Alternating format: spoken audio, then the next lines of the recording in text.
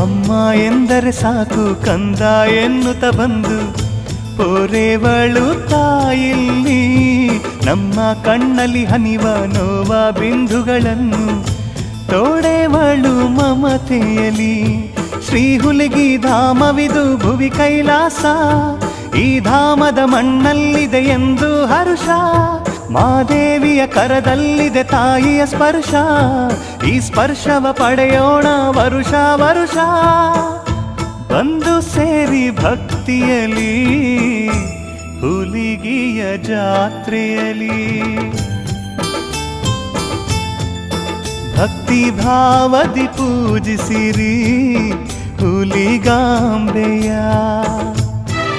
ಶ್ರದ್ಧೆ ತೋರುತ ಪ್ರಾರ್ಥಿಸಿರಿ ಜಗನ್ಮಾತೆಯ.